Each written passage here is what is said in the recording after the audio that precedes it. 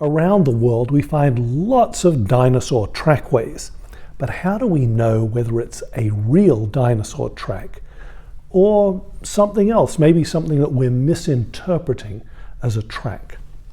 You've probably noticed, as you've walked around, that footprints don't happen everywhere. They don't happen on concrete unless the concrete is wet. They happen in mud and sand.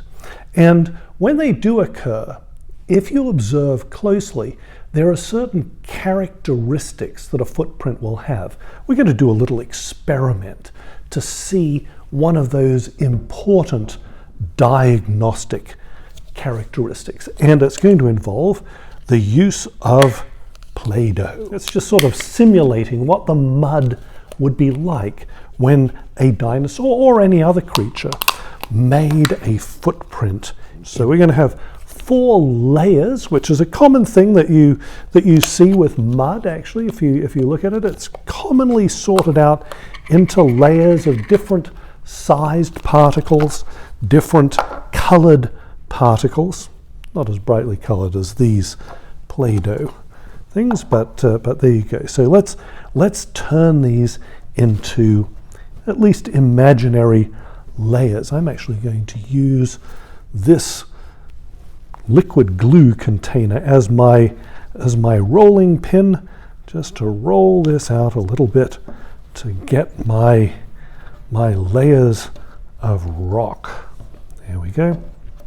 So that'll be one layer.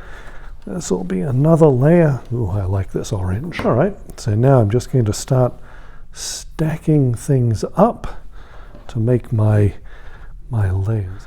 So let's just imagine that this is a very long time ago, and along comes a dinosaur. Well, I guess I could use this one, but these feet aren't big enough to really demonstrate what I want you to see. So let's pretend the bottom of this is a dinosaur's foot.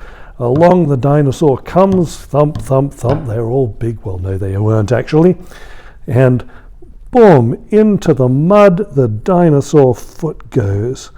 And then, out of the mud it comes, and it goes on its merry way. So let's imagine that we are a scientist and we have come to look at this thousands of years later. The mud has turned into rock, and we're looking at this thing and we're trying to determine, is that a real footprint or isn't it? Let's look at a cross section. And to do that, I am going to just cut this in half using this ruler. So there we go. This way we'll be able to see what's going on inside. Here we have our layers, and can you see how the layers are deformed from the dinosaur footprint? Imagine a situation where the layers were not deformed. You wouldn't get deformed layers if you had just cut out that footprint. Let's say somebody came along and, as a joke, 10 years ago, decided to chisel out the rock into the shape of dinosaur footprints. What would we see in those layers of rock? We wouldn't see these deformed layers. What we would see are layers that come to the edge of the footprint and stop there. And in fact, we can do an experiment to see what that would be like. Here is another stack of layers. So we'll pretend that somebody comes along and they decide they're going to play a joke on us.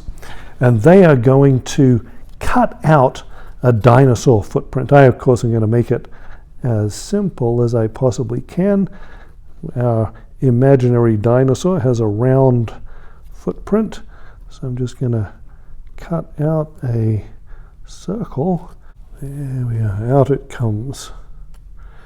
It's not all that neat, but it's okay. It doesn't have to be to illustrate the point that we're making. So There we are. This is our imaginary footprint, and I am just going to cut right through it, right here, so we can see what's going on inside. There we go. So, all right. So there. Can you see that? In a fake footprint, what you have is the layers coming right up to the edge. They're not being deformed as they were in this real footprint. Now, obviously, you might consider looking at other aspects of footprints. You don't want to chop every potential dinosaur footprint that you come across in half to see whether it's real. There are other things that you can look for. For example, I don't know whether you can really see it. Yes, you can a little bit here. Can you see how at the edges of the footprint there's a little ridging up that occurs? It's sort of because the mud that was squeezed down initially got pushed out and up on the edges. That's another thing that you can look at if you're trying to determine whether something is a real footprint or a fake footprint, or maybe an erosion structure that you're just mistaking for a footprint. This is what scientists do. Scientists look at evidence and then try to draw logical conclusions.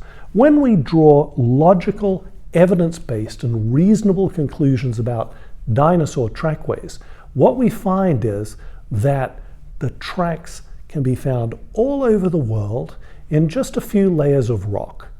And then the question comes, why on earth? What sort of circumstances would produce mud that gets rapidly buried so the footprints don't get, eroded away, and then turns into rock? I think that it's reasonable for us to be looking for a global kind of event, one that has these huge animals moving across muddy surfaces in quite large numbers.